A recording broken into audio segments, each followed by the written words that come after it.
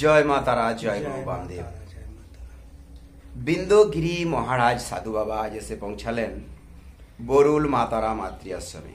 বড় মায়ের দর্শনে প্রতিদিনই বরুল মা তারা মাতৃ আশ্রমে অগণিত জাতি ভক্ত শিষ্যরা এসে যেমন পুজো পৌঁছে দেন, তেমন মায়ের মালা ইত্যাদি ইত্যাদি নানান আনুষঙ্গিক, অর্থাৎ ভোর রাত থেকে রাত্রি পর্যন্ত সারা দিন ব্যাপী মায়ের দর্শনে যাত্রী ভক্ত আসতেই থাকে। আজ এসেছেন বিন্দুগিরি মহারাজ। আপনার বাড়িটা কোথায়? মিথিলা। মিথিলা শহর থেকে মায়ের দর্শনে যখনই উনি এই এলাকায় আসেন, এসে পৌঁছান। এটা কিন্তু খুব আনন্দের বিষয়। তার কারণ এনাদের জন্যই তো মা তারা মাতৃ আশ্রম। আশ্রম মানে সাধু আসবে, সন্ন্যাসী আসবে, নাগা তান্ত্রিক সবাই আসবে, সবার জায়গা, মায়ের জায়গা মানে সবার জায়গা।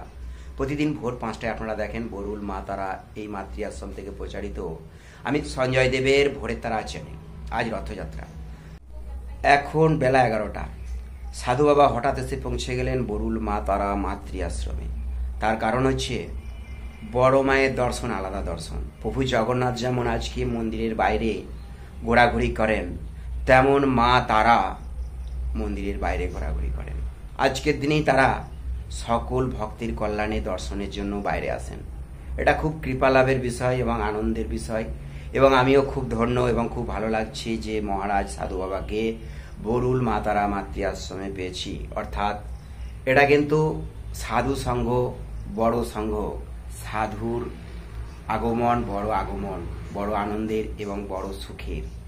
যার দুর্দিন আসে, যার কালো দিন আসে, যার অন্ধকার আসে, তাকে সবসময় সাধু দর্শন করতে অনুমতি দিই এবং আমি আবেদন করি। আপনাদেরও বললাম, সাধু সন্ন্যাসীরা বাড়িতে এলে দরজা বন্ধ করবেন না, একটু সেবা নেবেন, সম্ভব হলে রাত্রি যাপনের ব্যবস্থা করবেন।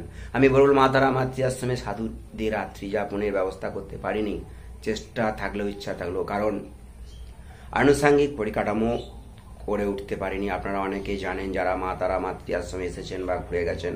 আগামী দিনে আপনাদের আন্তরিক সহযোগিতা যদি সাধু বাবাদের জন্য ছোট ছোট কিছু গৃহ নির্মাণ করতে পারি, বাতানুকূল পরিবেশ তৈরি করতে পারি, তাহলে তা অবশ্যই করা হবে। আজকের ভিডিও কেমন লাগলো সকলে লাইক কমেন্ট শেয়ার করবেন।